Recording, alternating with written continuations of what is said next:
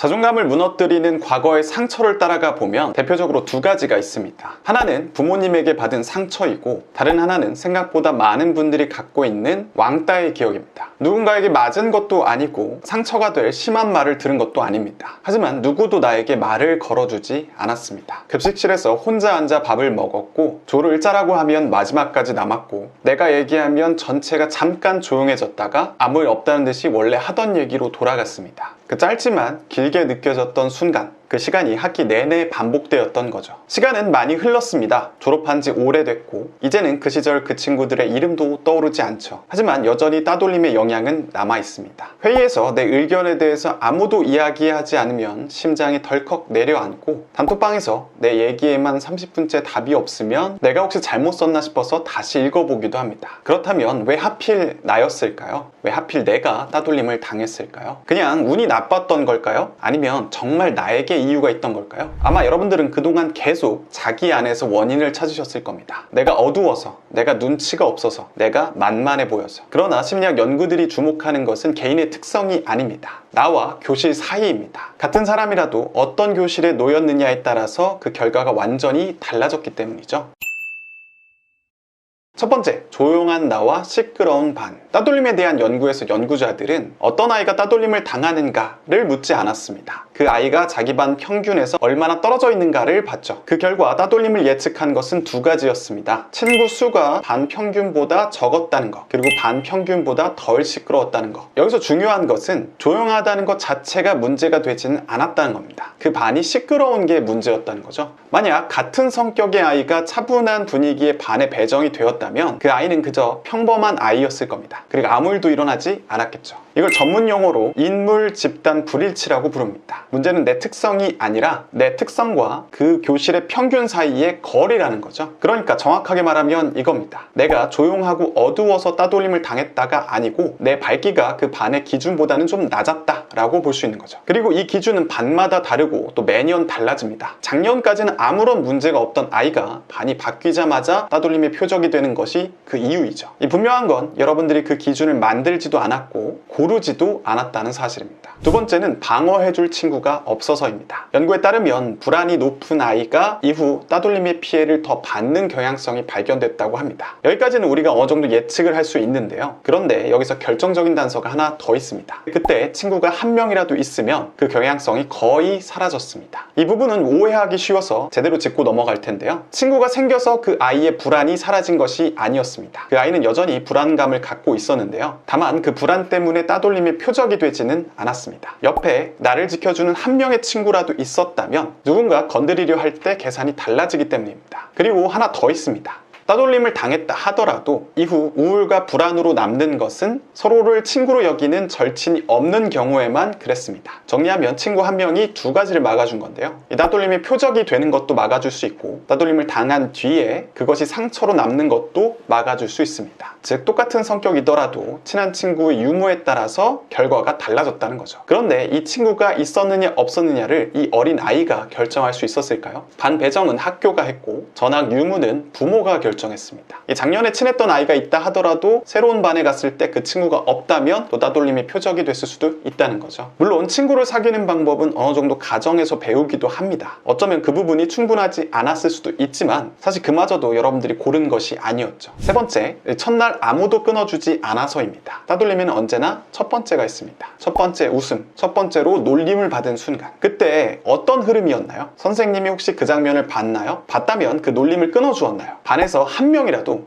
야 그만해 라고 한 적이 있나요? 우리나라 따돌림의 특성은 지속성이라고 합니다. 한 번 피해자가 되면 계속 그 피해자 자리에 있게 된다는 건데요. 바꿔 말하면 첫날, 처음 며칠이 1년을 결정한다는 의미입니다. 이 첫 장면에서 누구도 제동을 걸지 않으면 아이들은 그걸 해도 되는 일로 학습하게 된다는 거죠. 실제로 학급 분위기에 따라서 이 결과가 정반대로 나오기도 합니다. 따돌림이 용납되지 않는 반에서의 경우에는 누군가를 괴롭히는 사람이 오히려 미움을 받을 수 있습니다. 같은 행동이지만 어떤 반에서는 가해자가 외톨이가 되고 어떤 반에서는 피해자가 외톨이가 됩니다. 이 차이는 그 교실이 어떤 것을 정상으로 여겼느냐입니다. 네 번째, 돌아가면서 따돌림을 당한 경우입니다. 간혹 저한테 여성분들이 따돌림에 대해서 이야기를 할 때는 저는 따돌림을 돌아가면서 당했어요 라고 말씀하시는 경우가 있습니다. 정해진 따돌림의 피해자가 있었던 것이 아니라 무리 안에서 대상이 계속 돌았다는 거죠. 아무 일 없이 잘 지내다가 갑자기 2달쯤 내가 따돌림의 대상이 된 겁니다. 그러다가 갑자기 따돌림의 피해자가 바뀌게 됩니다. 이건 뭐 때문에 일어나는 걸까요? 또래 무리는 하나의 권력 구조입니다. 무리의 중심에 있는 아이는 구성원을 주기적으로 띄웠다가 깎아내리는 방식으로 자기의 영향력을 유지합니다. 먼저 이 대상을 안쪽 무리로 끌어들여서 그 아이에게 인기와 인정을 맛보게 합니다. 그러다가 어느 시점에서 무리 전체가 그 아이에게 등을 돌리게 만들어서 아이를 순종적인 위치로 떨어뜨립니다. 여기서 중요한 것은 이런 행위 자체가 집단을 유지하는 장치라는 겁니다. 누군가를 밀어내야 나머지가 뭉치게 됩니다. 그런데 이때 밀려난 사람이 고정되면 이 나머지는 곧 안심하게 됩니다. 안심하게 되면 무리에 매달릴 이유가 없겠죠? 그래서 다음이 누구일지 아무도 모르는 상태여야 긴장이 유지가 됩니다. 그래서 대상을 주기적으로 바꾸게 되는 거죠. 그리고 여기에 아주 확실한 단서 하나가 있습니다. 그 무리에서 1년 동안 이 대상이 됐던 사람은 몇 명이었나요? 셋 혹은 넷? 그 사람의 공통점을 찾을 수가 있나요? 아마도 누군가는 조용했고 누군가는 오히려 말이 많았을 겁니다. 때로는 원래 인기가 많았던 아이도 포함됐을 수도 있죠. 이렇게 공통점이 없는데 똑같이 당했다는 것은 원인이 그 사람들 안에 있지 않았다는 겁니다. 5번째, 전학 그리고 미성숙했던 아이들 때문입니다. 전학은 아이에게 매우 큰 사건입니다. 저도 이제 전학을 가면서 상처를 많이 입었었는데요. 이미 서로를 다 아는 아이들 사이에 아무도 모르는 상태로 들어가게 되는 거니까요. 이 상황에서는 제가 앞서 이야기했던 것들이 한꺼번에 겹칩니다. 일단 인물, 집단, 불일치가 최대치입니다. 나만 다른 학교에서 갑자기 튀어나왔으니까요. 그리고 나를 지켜줄 친구가 아무도 없습니다. 다른 아이들은 이미 몇 년치 관계를 쌓아둔 상태고요. 그리고 나에게는 쌓아놓은 평판이 없는데요. 기존 아이들에 대해서는 여러 해 동안 쌓인 어떤 정보가 있어서 누가 그들에 대해서 어떤 평가를 하더라도 잘 먹히지 않습니다. 하지만 이 전학생의 경우에는 첫 며칠에 붙은 인상이 끝까지 가게 됩니다. 이를 반박해줄 친구가 아무도 없기 때문이죠. 여기에 집단적인 심리가 한 가지 더 발동하게 됩니다. 사람은 자기 집단과 그 밖을 나눈 것만으로도 안쪽을 편애하고 바깥쪽을 차별하는 심리가 있습니다. 상대가 특별히 미워서가 아니라 이 구분 자체가 그 효과를 만들어냅니다. 이 동전 던지기로 무작위로 배정한 집단 안에서도 같은 결과가 나왔어요. 즉 동전 던지기를 해서 앞면인 사람과 뒷면인 사람을 나누기만 했는데도 이 내 집단과 외 집단의 차이가 났다는 거죠. 그러니까 기존에 있던 학생들이 전학생을 밀어내는 것은 전학생이 미워서는 아닙니다. 밀어내는 행위를 통해서 자기가 안쪽에 있다는 것을 확인하는 거죠. 그래서 이 과정에서 유독 나를 더 차별하는 아이가 있다면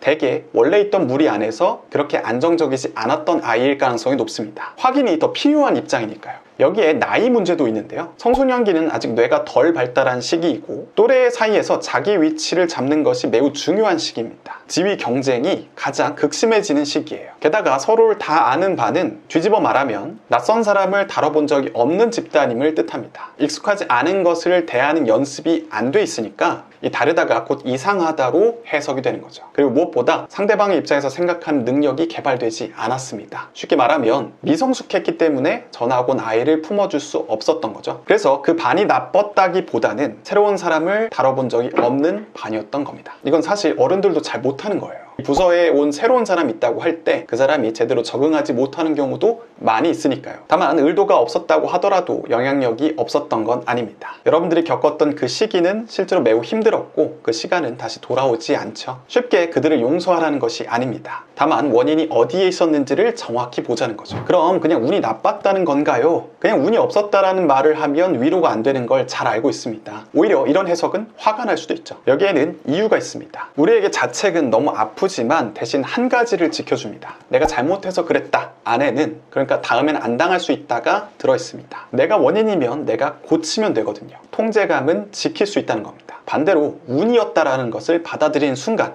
부여잡고 있던 그 통제감마저 같이 내려놓아야 된다는 느낌이 듭니다. 그래서 사람들은 쉽게 자책을 놓지 못합니다. 그러니 이렇게 정리하는 것이 좋습니다. 운이 아니라 조합이었다.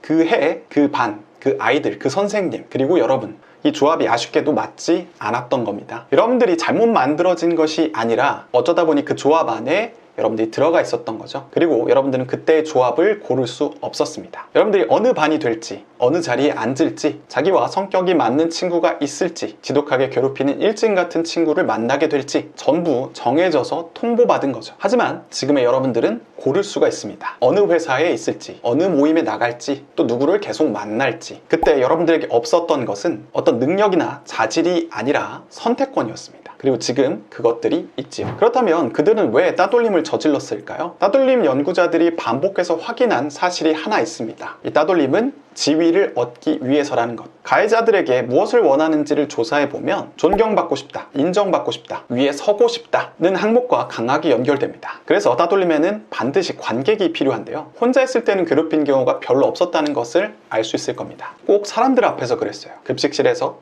복도에서, 수업 쉬는 시간에. 여러분들을 괴롭히는 것이 목적이 아니라 여러분들을 괴롭히는 자기 모습을 남들에게 보여주는 것이 목적이었기 때문입니다. 관객이 없으면 아무런 소용이 없는 행동이었다는 거죠. 그렇다면 이들은 왜 그렇게 인정, 존경, 권위를 얻고 싶었을까요? 이는 스스로의 가치를 충분히 확신하지 못하는 데에서 기인했을 거라고 예측할 수 있습니다. 자신이 가만히 있어서는 혹은 긍정적인 방식으로는 이 존경과 인정, 권위가 세워지지 않기 때문에 혹은 반대로 인정받거나 존경받지 못할 거란 불안을 늘 갖고 있었기 때문에 질이 좋지 않은 방식으로라도 그것을 얻고 싶어 했던 거죠. 정리하면 기본적으로 인정 욕구, 권력 욕구 등이 충분히 가정과 친구 관계에서 건강하게 채워지지 않는 아이들이 따돌림을 주도했을 가능성이 높습니다. 성격이 따돌림 당할 만한 성격이었던 거 아니야? 환경적인 요인이 아니라 결국 성격적인 요인이 있었던 거 아니냐라고 하는 분들이 있을 겁니다. 그렇다면 일란성 쌍둥이는 어떨까요? 유전자가 완전히 똑같은 두 아이가 있다면 둘 다 따돌림을 당했을까요? 실제로 이걸 확인한 연구가 있습니다. 영국의 대규모 추적 연구에서 12살 일란성 쌍둥이 중에 한 명만 따돌림을 당한 짝 30쌍을 찾아냈습니다. 그러니까 아이들 60명인 거죠. 이들은 유전자가 같고 부모가 같고 자란 집도 같습니다. 그런데 한 명은 당했고 한 명은 당하지 않았습니다. 성격이 전부였다면 이런 쌍이 나와선 안 되겠죠? 타고난 것만으로는 결과가 정해지지 않는다는 것을 의미합니다. 그래도 내성적인 애가 당하지 않나? 흔히 그렇게들 말합니다. 그런데 실제로 연구가 확인한 것은 내향성이 아니었습니다. 혼자가 편한 아이는 위험도가 그리 높지 않았어요. 위험이 높았던 것은 어울리고 싶은데 불안해서 못 다가가는 아이들이었습니다. 이 둘은 겉으로 비슷해 보이지만 완전히 다른 상태입니다. 앞에 아이는 혼자 있는 것이 편해서 혼자 있는 것이고 뒤에 아이는 다가가고 싶은데 못하고 있는 거니까요. 그리고 결정적으로 불안한 아이가 따돌림을 당했다기보다는 따돌림을 당해서 불안해졌다고도 볼 수 있습니다. 연구 결과 그 크기가 거의 비슷했거든요. 즉 지금 사람들 앞에서 위축되는 그 모습이 원래 여러분들이었다는 증거는 부족하다는 겁니다.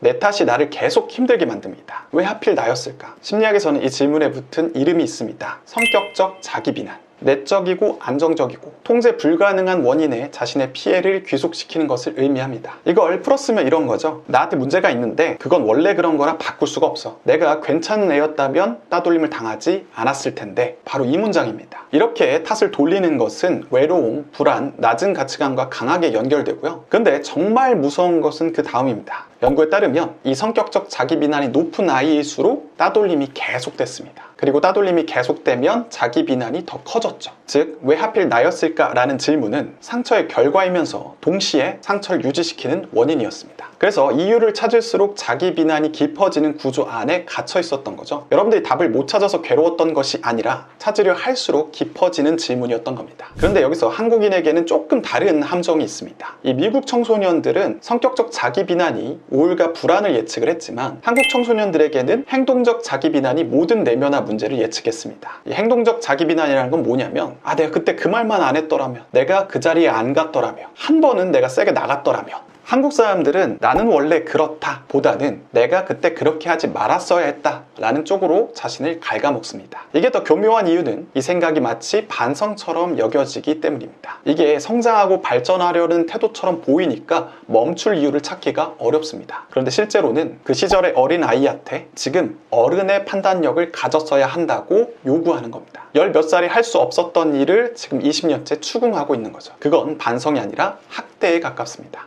마지막으로 하필 왜 나였을까? 이 질문에는 답이 없습니다. 애초에 답이 있는 질문이 아니었기 때문이죠. 그 자리는 그 교실이 만든 자리였고 여러분들은 배정이 된 것이지 선택된 것이 아닙니다. 내가 좀 괜찮은 아이였더라면.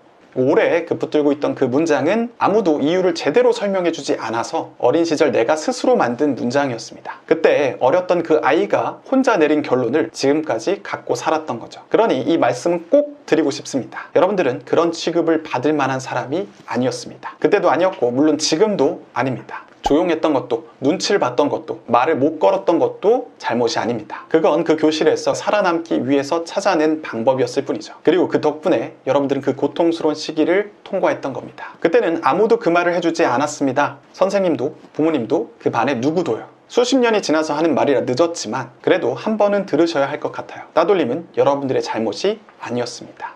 이제 질문을 바꿔보시기 바랍니다. 왜 하필 나였을까가 아니라 그 자리에 있었던 나에게 지금 뭐라고 해줄까? 이 질문에는 답이 있습니다. 그리고 그 답은 여러분들만이 쓸 수 있죠. 그리고 스스로를 아끼는 삶은 그때부터 시작할 수 있습니다. 하나는 말씀드리고 싶습니다. 머리로 이해하는 것과 몸이 반응하지 않게 되는 것은 다른 일입니다. 이 영상을 다 보고 나서도 내일 회의에서 아무도 대꾸하지 않으면 심장은 또 덜컥할 겁니다. 수십 년 동안 만들어진 반응이 설명 한 번으로 사라지진 않으니까요. 그래서 여러분들이 다음 단계는 그 반응이 지금 어디에 어떻게 남아있는지를 구체적으로 확인하는 일입니다. 사람마다 이 반응은 다를 텐데요. 누군가는 관계가 가까워질 때 불안해하고, 누군가는 자기 의견을 밝히는 것이 힘들고, 누군가는 인정을 받아야만 안심이 될 겁니다. 같은 상처의 경험이라도 지금 눌려있는 지점이 다 다르기 때문에 다뤄야 할 것들도 달라지게 됩니다. 제가 진행하는 무료 멘탈 진단에서는 40분 동안 그 지점을 확인해 봅니다. 지금 여러분들의 자존감이 어디서 문제가 됐는지, 그리고 무엇부터 손봐야 되는지 계략적인 방법을 알려드리도록 하겠습니다. 네, 오늘의 영상은 여기까지입니다. 오늘 영상이 마음에 드셨다면 좋아요와 구독 그리고 알람 설정까지 해주세요. 다음 영상은 부모님이 여러분들을 차별했다면 그 이유는 무엇인지에 대해서 다루어 보았습니다. 이 영상도 한번 확인해 보세요. 그럼 안녕!